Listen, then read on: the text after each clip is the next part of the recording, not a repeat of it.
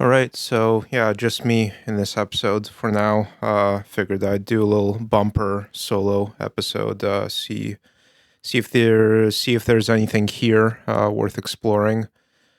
Yeah, disclaimer up top. I'll keep this brief. This is experimental. Sorry if it sucks. But we'll try and get some thoughts out there and yeah, kind of gauge the temperature a bit. Yeah, so yesterday I had a bit of a get off the bike on the motorcycle track.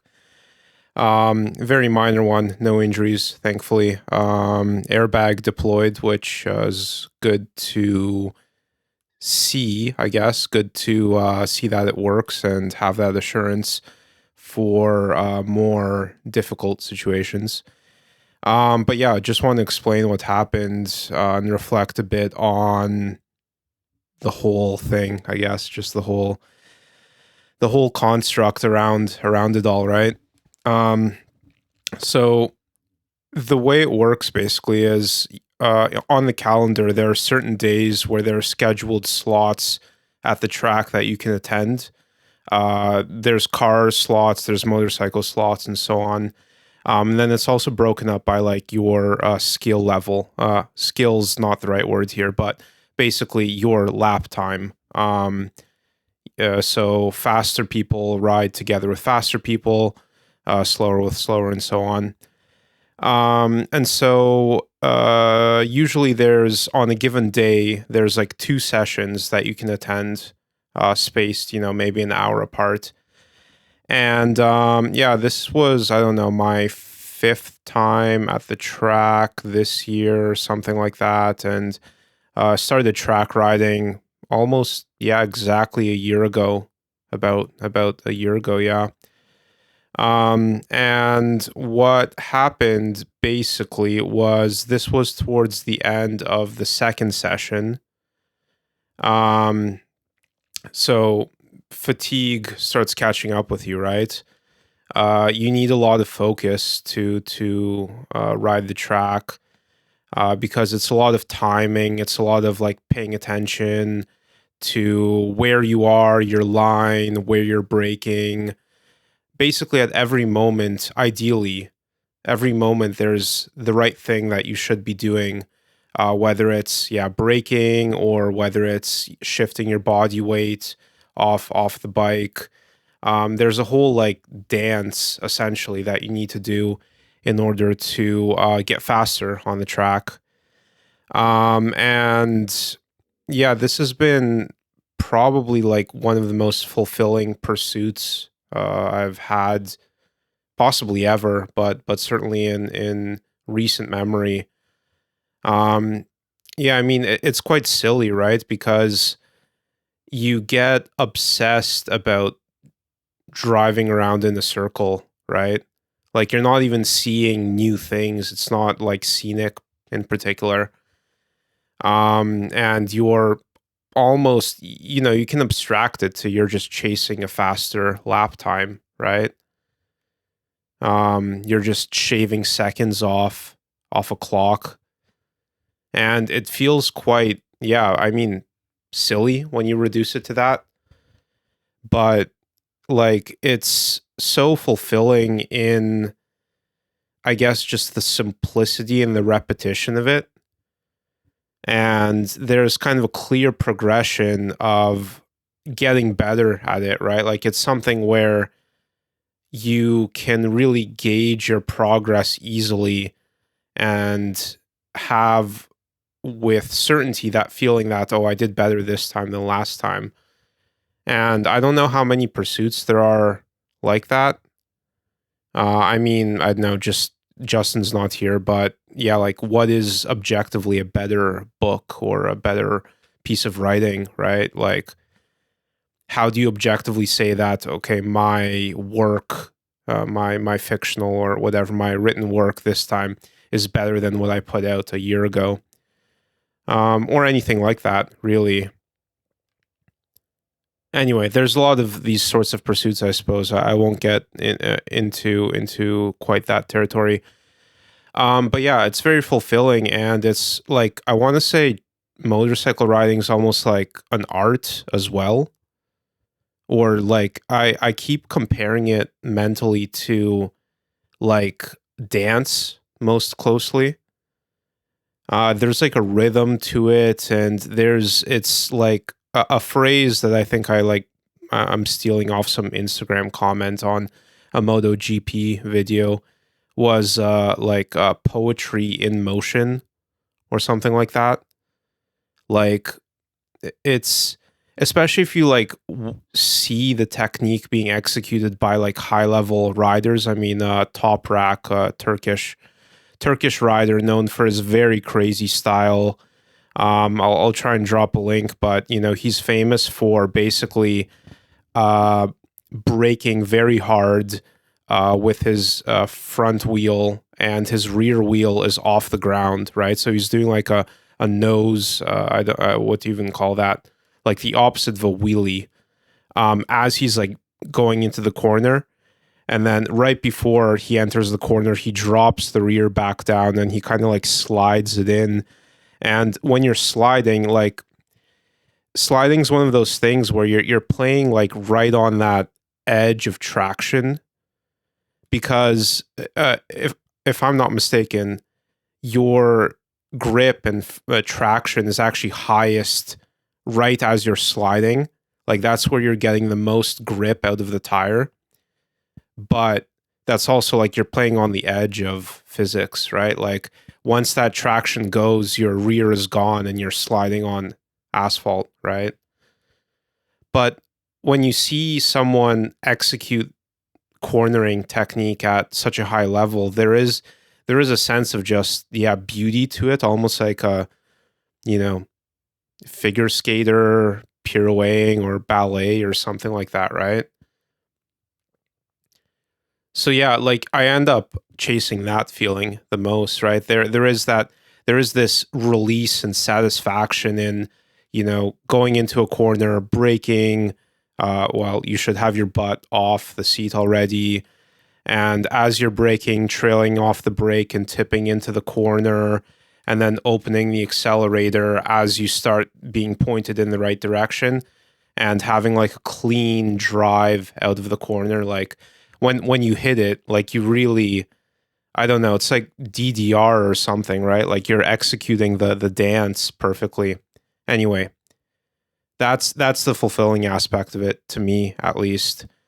Um, and I was never really someone into like dance or anything like that. I wouldn't really consider myself a particularly coordinated person. Actually, quite clumsy, I would say. But yeah, like there's just a lot of richness there that I've found very satisfying in pursuing. Okay, so back to what happened yesterday. This is the end of the second session. Each session is 25 minutes. And, you know, again, you have to stay focused, because if you lose focus, you start making mistakes.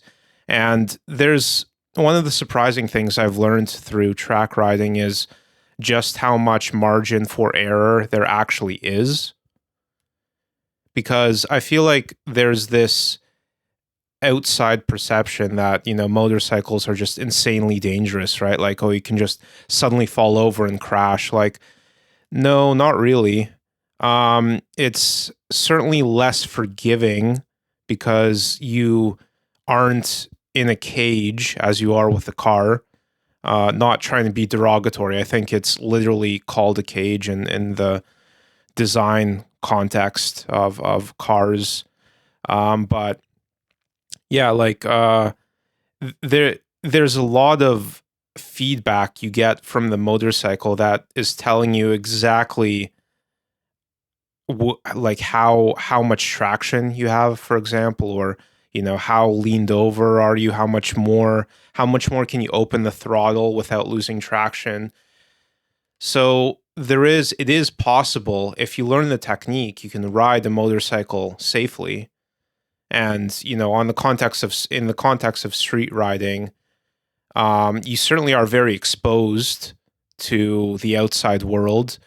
Yeah, acts of God, so to speak, you know, getting T-boned by someone texting and running a red light. Yeah, these are all very real possibilities, right? But do you spend more time thinking about that than you would thinking about your odds of getting struck by lightning? Let me just check I'm recording here. I got very paranoid for a second. Yep, recording. Okay. Yeah, so you're certainly very exposed and you need to be aware, but it's also easier to be aware because of how exposed you are and just the fact that you can see everything around you and you can see your exact vehicle width. You have much better peripheral vision. If you're paying attention when you're riding a motorcycle, there's actually, I would say, quite a lot of room for forgiveness if you're riding within your skill level. You can brake quite quickly, and the vehicle's very light.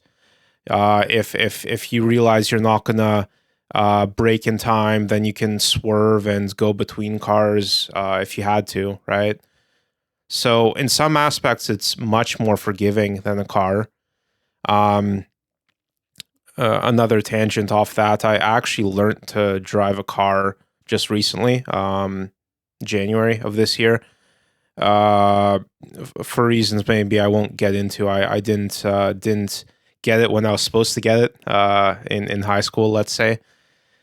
And yeah, it's kind of funny, like learning to ride a motorcycle first. I learned all of this in Japan, by the way, both motorcycle and car driving. Um, yeah, like in a car, the overwhelming sensation I have is just how numb you are to the exterior. Like it's really hard to get that full bandwidth feedback of everything going around you. And I'm just full of questions like, where is my front bumper? Where is my, left rear wheel?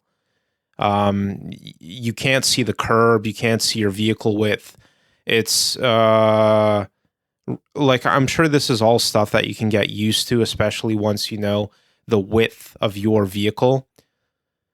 But on a motorcycle, I guess without having the context of a car first, you just take it for granted that you can see the entire perimeter of your vehicle. You know exactly how wide you are.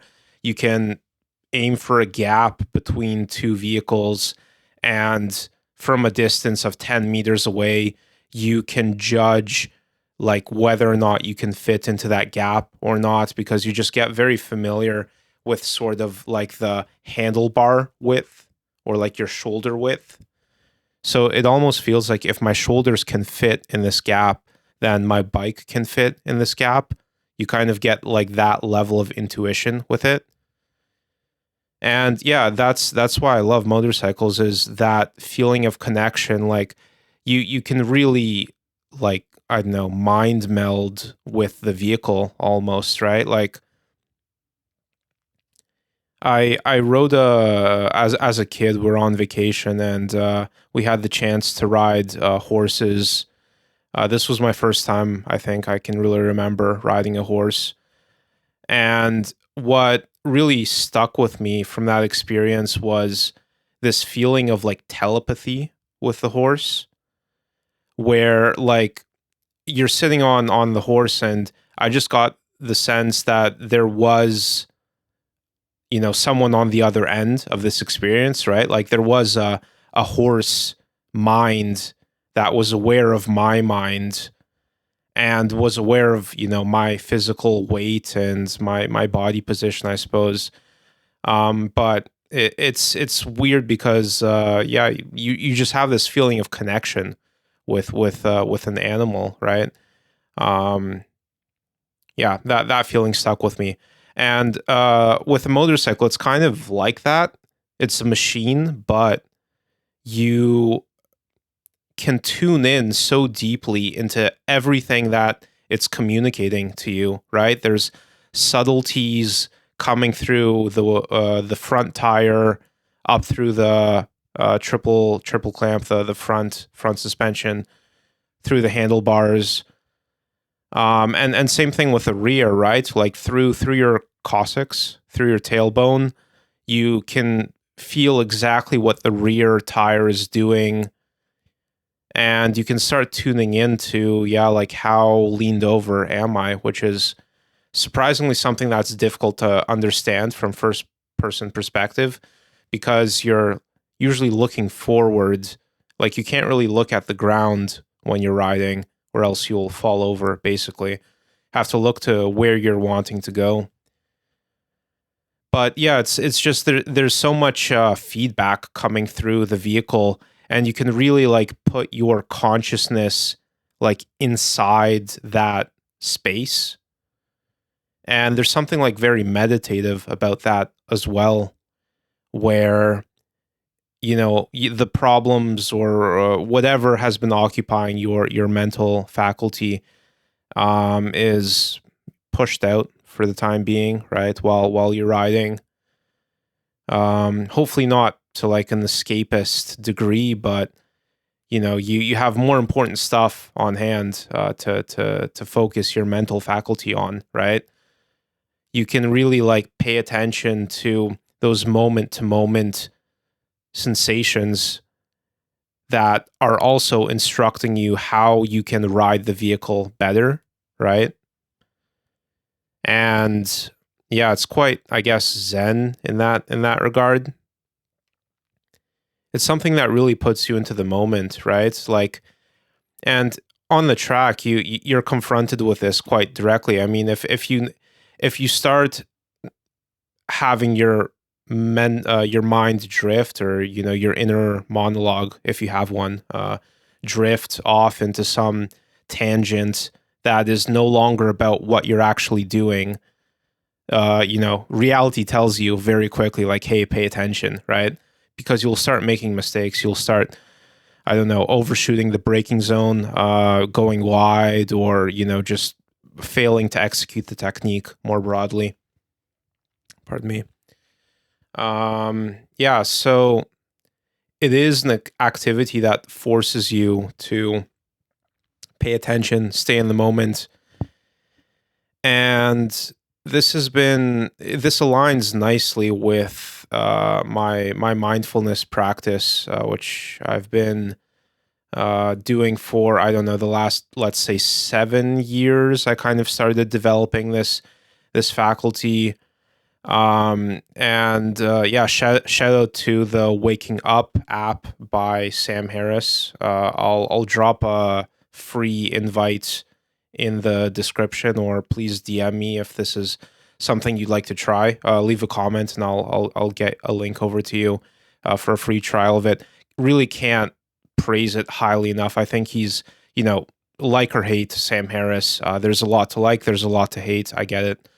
I don't agree with everything he has to say, but I respect his commitment, I think, to intellectual honesty. And at the end of the day, he is human and he has his own blind spots. But as a meditative teacher, as a mindfulness coach, I think he's built something very powerful with the Waking Up platform, which has essentially become a hub, a collection of content for mindfulness, different practices, different kind of philosophical frameworks, from, I don't know, Stoicism to CBT to, Zen teachings to, I don't even know, all over the place, anything you can imagine. What sticks out, I listened to one series on there as well from, I think her name was Amanda Knox, and she had some crazy story from, I want to say, the 90s, where she was in Italy and she got falsely accused of, what was the crime? Was it something sexual? I can't remember. But basically she got accused. Yeah, okay, so there was a murder, and she basically got accused of the murder. She was an American, I believe, traveling in Italy, and she got caught up in some situation, some completely surreal situation, where somehow, like, some Italian guy she was with ends up dead, and she ends up getting blamed for it, and she's going through this conviction process in an Italian courtroom, and she's getting smeared, just complete lies being fabricated about her. And the whole time she knows that I didn't kill him, right? Like, I was there. This is like, it's completely surreal, right? It's like a nightmare you can't wake up from, right? Is how she explained it. Um yeah, and she ended up getting convicted, and she just explains this whole story and what was going on mentally, as she was, serving this 10-20 year prison sentence, where, at times she even started like doubting her own innocence, right? Because you just get surrounded by this reality that tells you that, okay, you murdered someone and you're convicted of murder, you're a murderer, right? So at some point, your actual knowledge of your own innocence starts falling away, right? And you start actually believing the external reality being dictated to you. Anyway, like, hearing her monologue as I am right now on this story, and what that was like subjectively, it's quite powerful stuff, right? Certainly puts your own day-to-day concerns in context. So anyway, waking up app. There's a lot of basically, he teaches vipassana, mindfulness meditation, and sort of developing this practice of awareness, right? And yeah, just a bit on that journey, I suppose. Like, I started off pursuing mindfulness because I just was overwhelmed by the chaos within my mind, right? Like, out of control anxiety and just an overall sensation of, yeah, not being in control of your life, I suppose. Particularly probably peaking around university time. And so, you think, okay, mindfulness meditation, I sit down, I relax, I close my eyes, I do nothing, and it's relaxing, right? Like, it's an escape of sorts or something, right? And it helps you focus, right? Like, if I sit down and do nothing, then I can focus on what's important after, right? But it's funny because as this practice opens up in front of you, it's not really like that.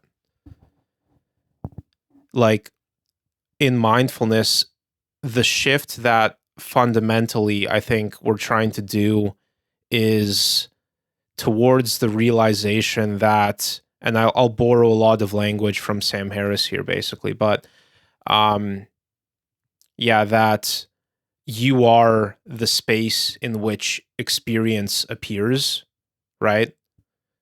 Like, you are not some locus of control.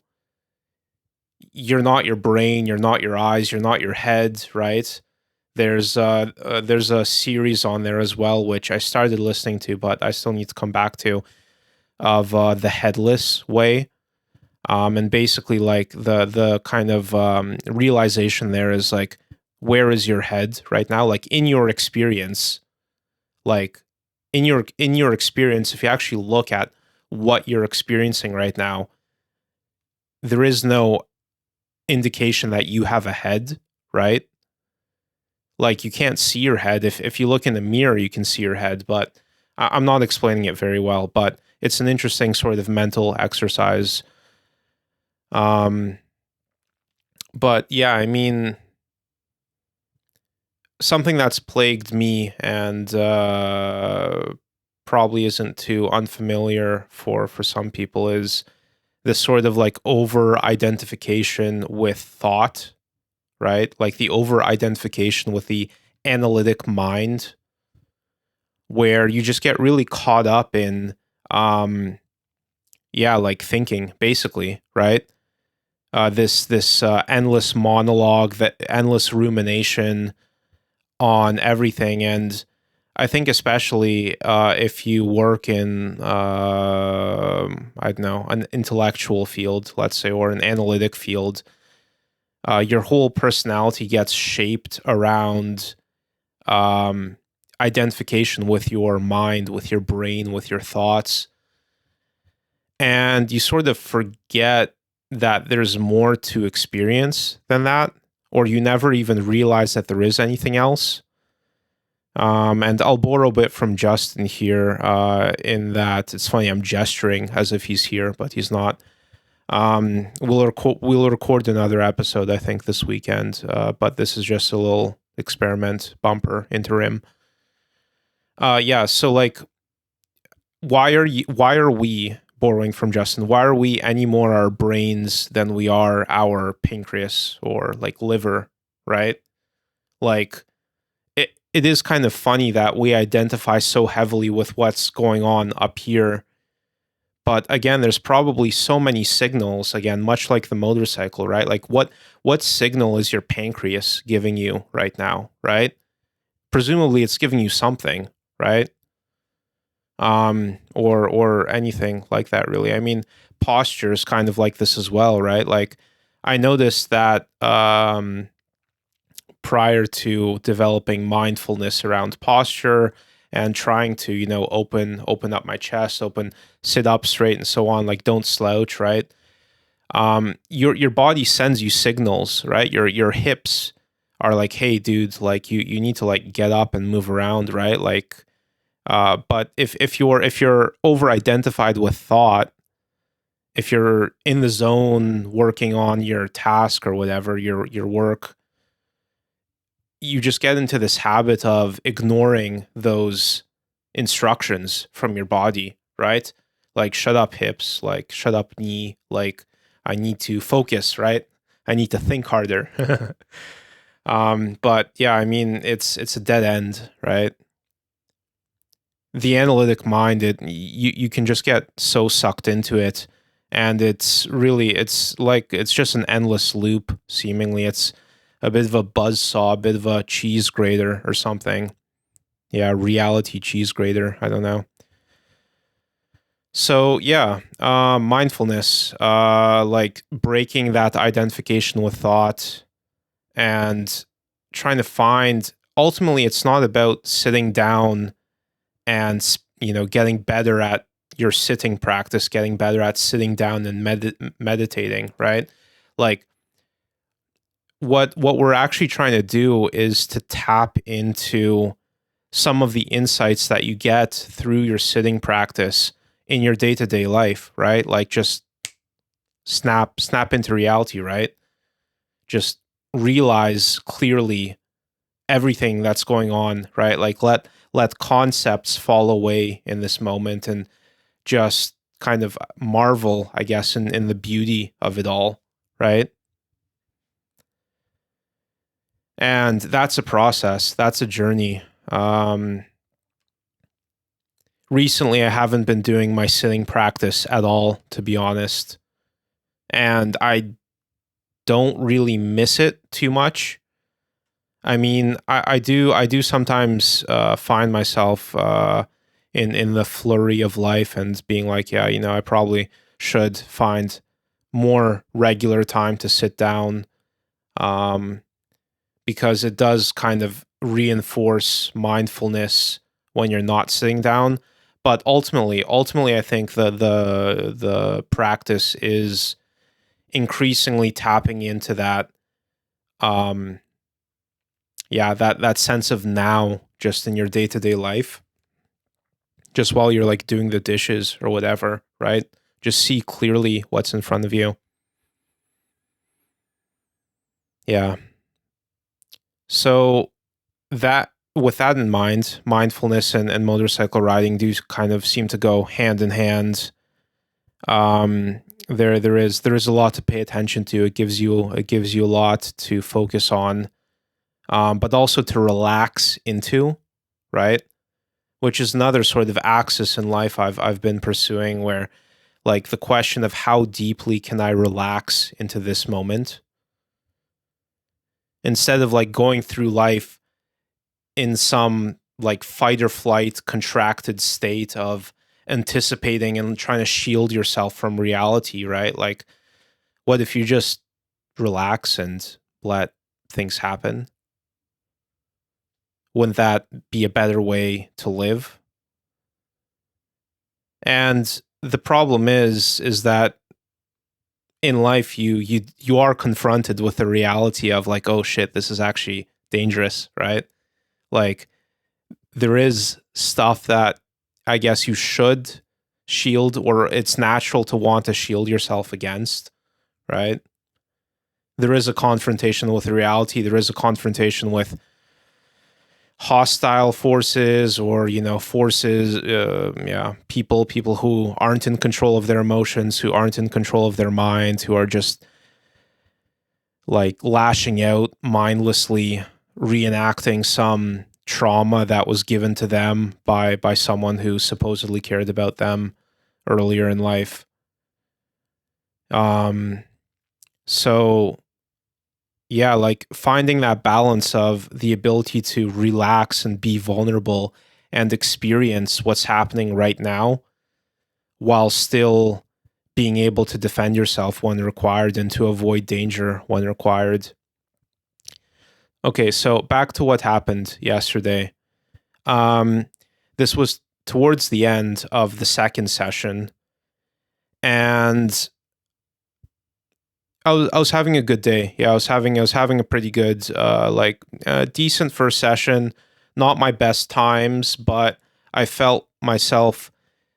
The challenge I set for myself basically was I need to make sure that I break earlier and in a more controlled environment, a more controlled way, so that I give myself time to tip in and make the turn correctly and accelerate correctly.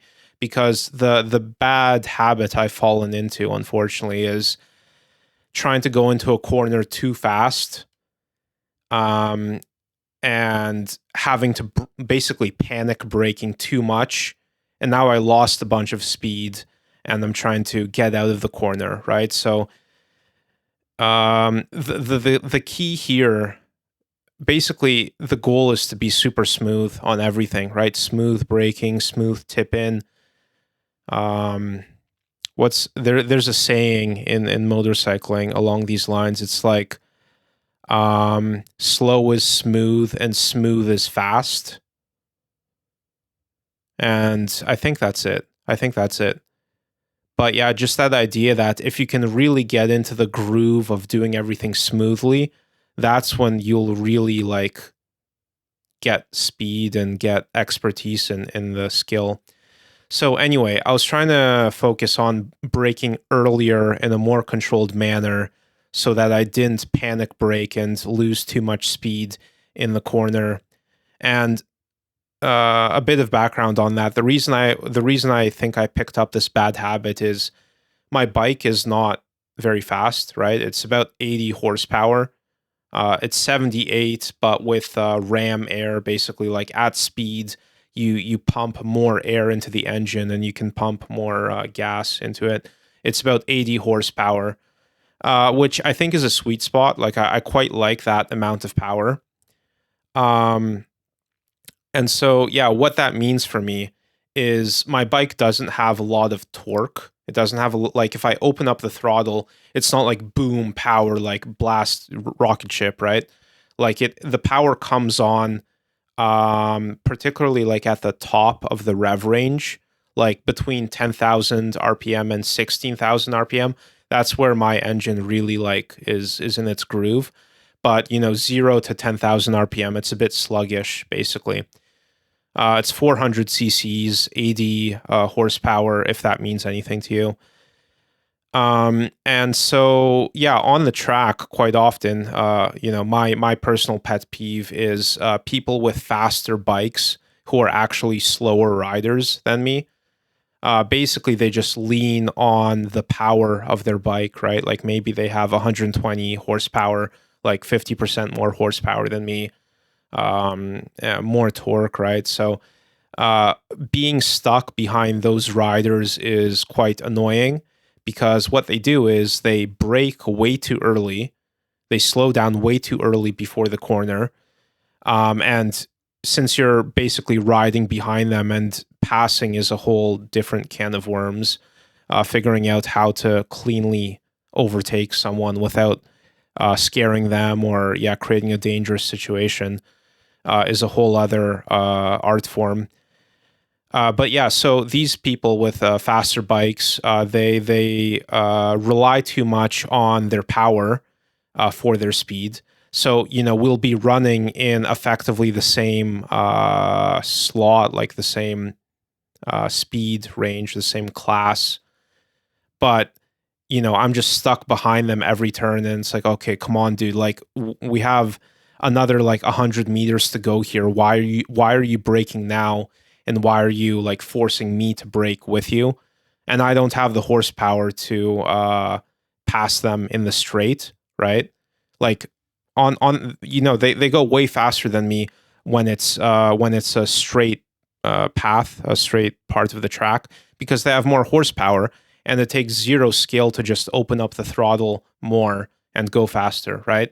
Like the key to getting better at track riding is actually, spending less time being slow in the turns, right? But so yeah, these people tend to make up a lot of time on the straight, but lose a lot of time in the corners because they aren't, they're still developing their technique. I'll be generous. So because my bike is relatively weaker, relatively slower, it's forced me to get better at carrying more speed into the corner, hopefully without doing what I did yesterday. But yeah, so I think I've taken that too far, essentially, and I've gotten into a bit of a bad habit with braking too much too late. But I should brake less but earlier, and that will help me make a better turn, right? Okay, so back to what happened. This is the end of the second session. Fatigue caught up with me a bit, right? Like it's essentially we have summer temperatures here in Tokyo already. It's 28 degrees Celsius today. Yesterday at the track, it was about 25, but you're wearing leather and you're in the sun on tarmac. It gets hot, and the focus required in when driving, and the heat, and muscle tension from hanging off the bike, but at the same time trying to stay relaxed, right? It's this whole balancing act that you have to do. So basically fatigue caught up with me towards the end of the session, and the weird thing is I noticed it, right? I noticed myself starting to make mistakes, making more mistakes, right? I'm always making mistakes, but yeah, like starting to get sloppy, basically. I noticed that, and I was like, okay, I should slow down a bit, or I should focus more on kind of the fundamentals, like don't stop pushing so hard, basically, right? I noticed that. And also, I was also having something called brake fade, which is basically when your brakes are hot, as they are when you're repeatedly using them when track riding. I'm not exactly sure what happens, but basically the brake gets weaker, right? And again, part of the skill of track riding, of motorcycle riding, of driving in general, is having like an intimate anyway, understanding of your brakes. Like knowledge knowledge of what will it feel like if I push this much on the brake right now? Like how much will it drop my speed? How much of a sense of control will it bring me? So you get really like familiar with that, and you have an expectation over how your brake will function. And with brake fade, basically what happens is your brake is overheating, essentially, or it's too worn out.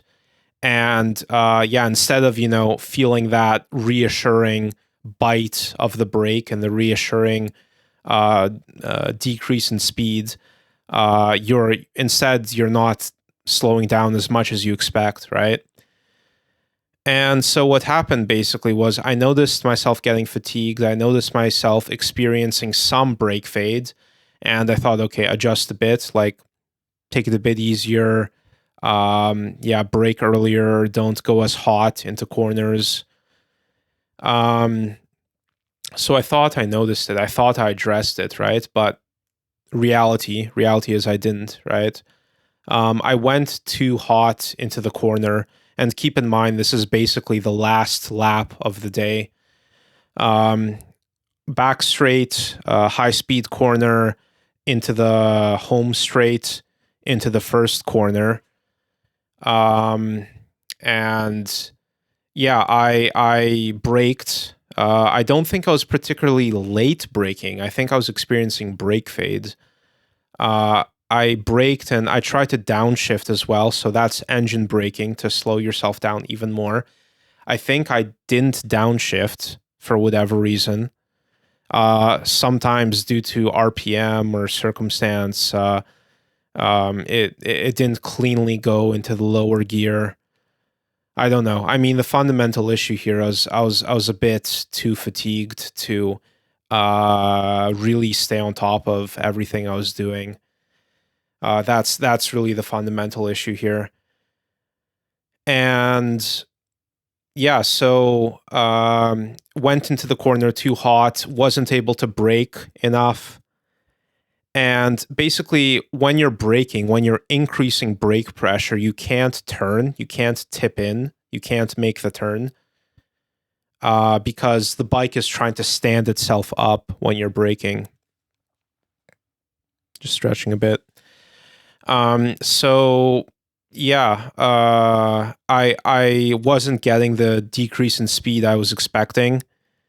And I'm running out of track, right? Like I'm in the corner and I'm realizing, okay, crap, I can't make this. And I guess what I should have done at that moment is stop braking and tip in, like try and make the turn rather than trying to slow yourself down.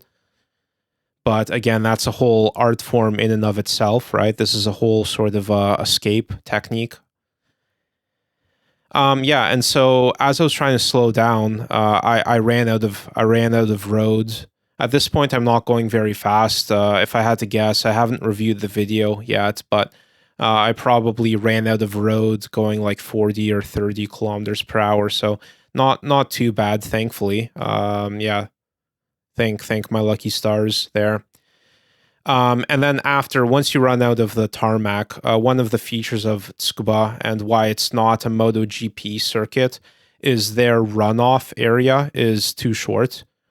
Basically, like the crash zone, if you will, the area between the edge of the track and the wall is quite short, so you don't have much room to slide. So that's the reason it's not an official MotoGP track. It doesn't meet that safety standard. But so I ran out of road, and then it's like dirt. It's this loosely packed dirt, as I figured out yesterday. It's almost like a pillow in a weird way. So like it does work. It does absorb energy quite well, right? But yeah, like once my bike is in the dirt, once the tires are in the dirt, you're swimming, right? It's like you might as well be in water or something, right? Like sports bikes in particular, they have firm suspensions and they get control.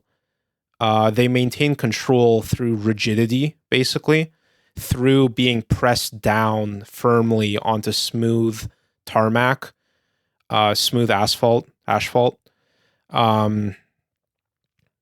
So yeah, once a sport bike has both its tires in soft dirt, it just falls over basically. And so I fell over, kind of got launched off the bike a bit, like barely, basically just fell off the bike. Airbag deployed. I have a vest that basically attaches with a tether to the motorcycle, and with enough force, it pulls this pin out of the vest, and this CO2 cylinder rapidly expands into this tube that sort of goes around your neck and chest and kind of hip area. So that deployed. Maybe it shouldn't have, to be honest. I mean, at this speed, it probably didn't help much. But in any case, it deployed. I fall off the bike. I'm aware of everything that happened, right? Like there's no confusion at any point of this, um, which is good, I guess. That means I didn't hit my head. I was aware of what was happening. But it's, it's a bit underwhelming, right? It's not really there's nothing romantic about it. I just fell over in the dirt. Bike is covered in dirt. Suit was kind of dirty, but it'll wash off. Everything will be fine. Yeah, and it's a bummer, right? I tried to pick up the bike, and the staff member who's working that corner, they have a little booth up there where they use flags to signal danger, or basically just manage the track. He like calls me over. I climb up a bit for a minute, just chilling in this little hut above the corner. And then the session ends, and I go back down and try and pick up my bike, and some other staff members come around. They help me lift the bike. They confirm that it'll run still, right? It'll go into gear. And they basically tell me, like, go slowly, go around. Are you okay, right? That's what they check first. I was totally fine, right? There was no confusion over what happened. It was just, I failed. I failed to execute technique, but it's part of the learning process, I suppose, right? So I want to talk a bit. I'm actually quite amazed I've managed to do almost an hour here. Stream of consciousness. It's quite nice, actually. I hope this is enjoyable for you to listen to. Hope it's interesting. If not, sorry. But yeah, so I take the bike around, enter the pit, park. Some of the people in my riding class, check up on me and make sure I'm okay. And I appreciate the camaraderie there. Chat with the staff a bit.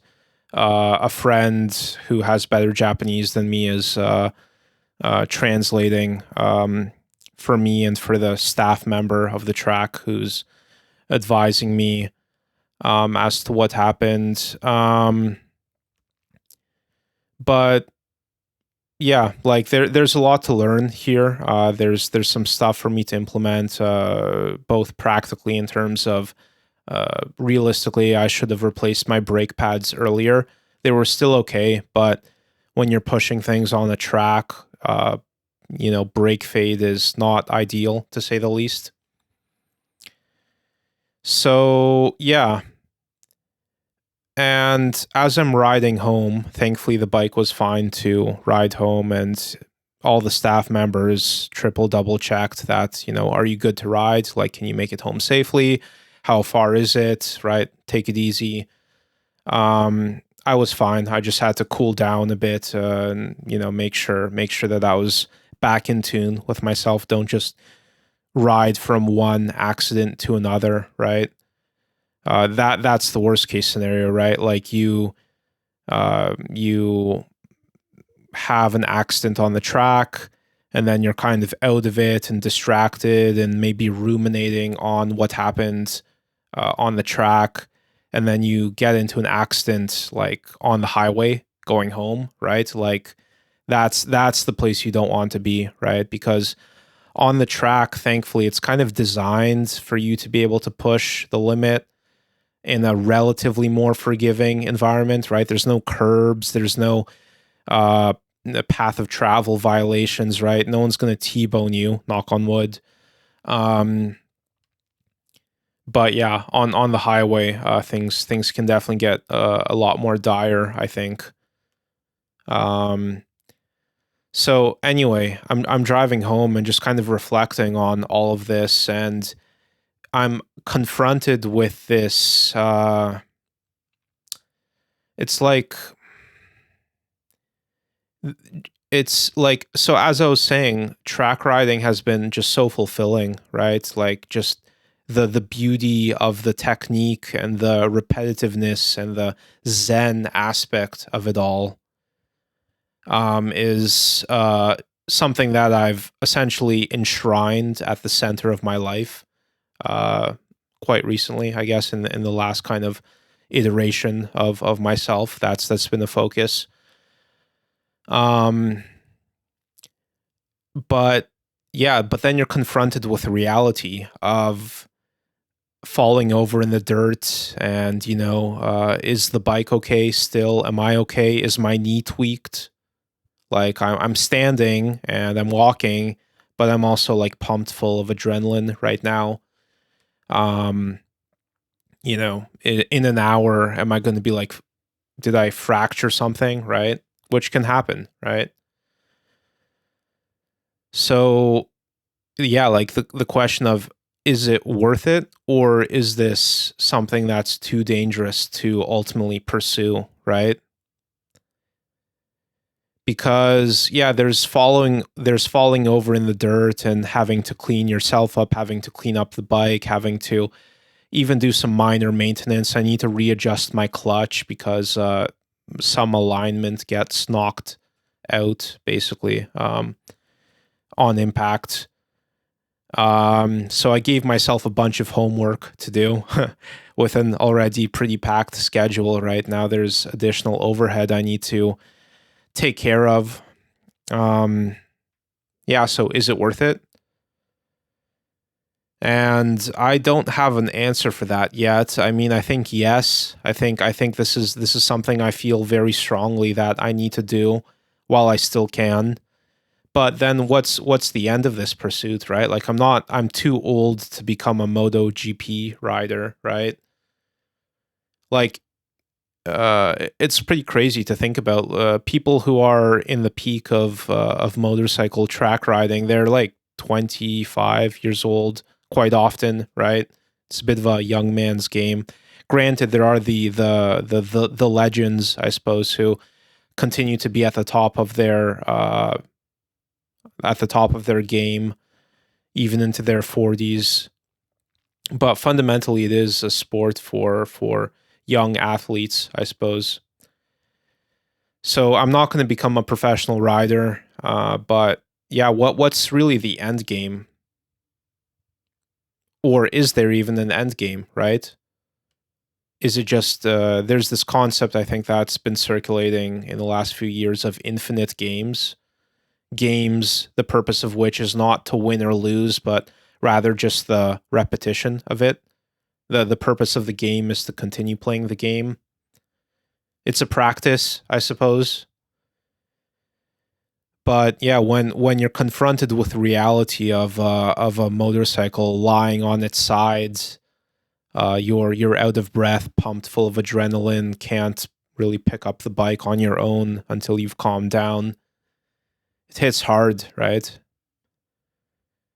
And this is a minor get off. This isn't even a legitimate accident. Thankfully, I can't overstate my gratitude for that, because things really could be so much worse. So is it worth it? What is worth doing?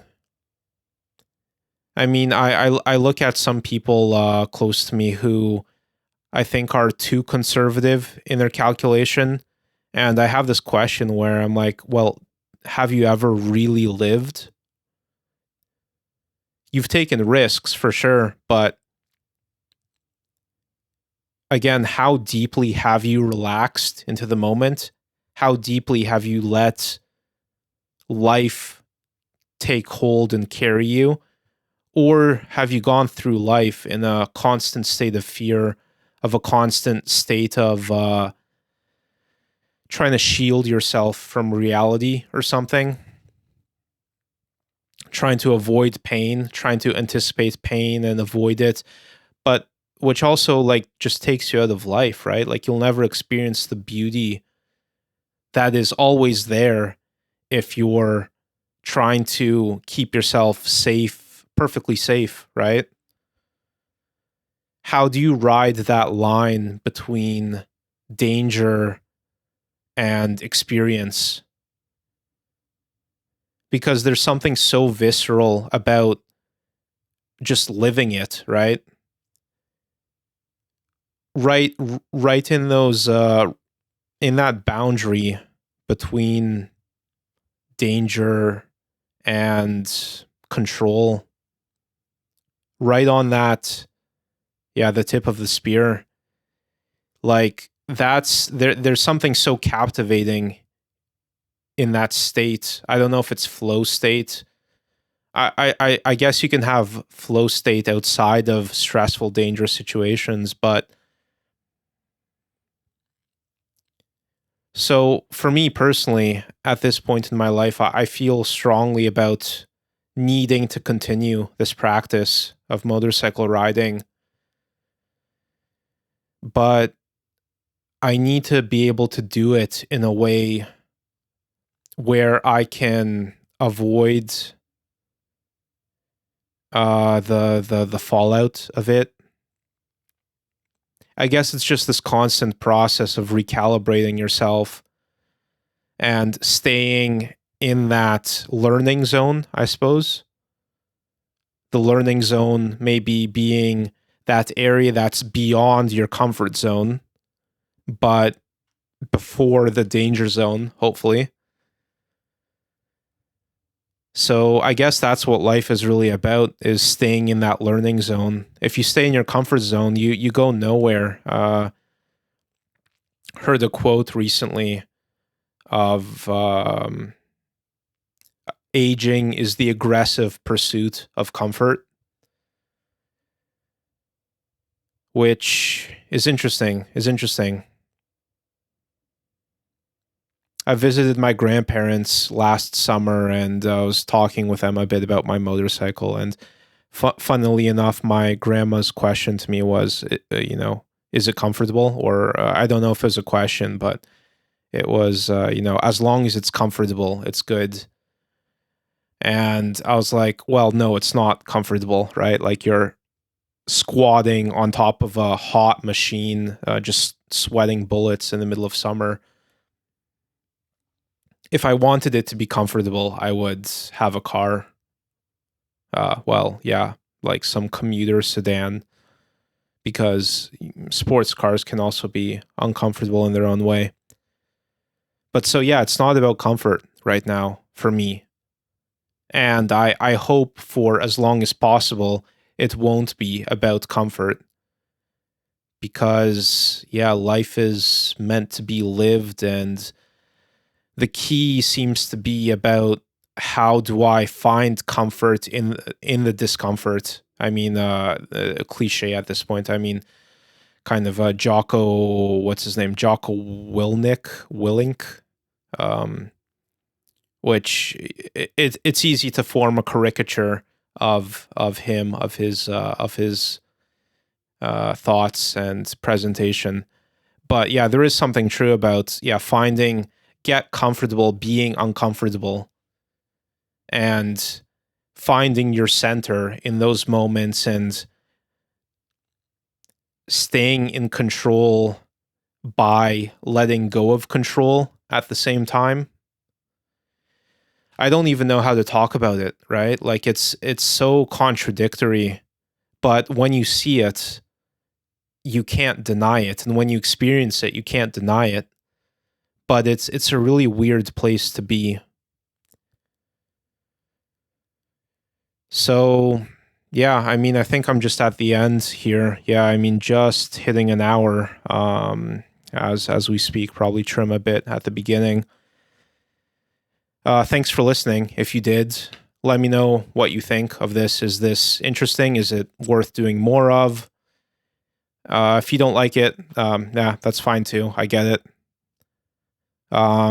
just something I'm trying out, trying to experiment more with life and experience, and yeah, get my thoughts out there. And I hope it brings you something. If not, that's okay too. I get it. No hard feelings. Either way. So yeah, thank you for listening. We'll be back. I'll be back with Justin shortly. I'll put this out in the interim. Yeah, if I'll plug myself, I guess. DBLV on Instagram, also on YouTube. DBLV if you want to check out. I mostly post track sessions nowadays, mostly for my own documentation, chronology. I don't know what the right word is here. Basically, just a video diary of my progress, I guess. Progress or lack thereof. Yeah, so yeah, thanks everyone. Hope you're well and catch you next time. Peace.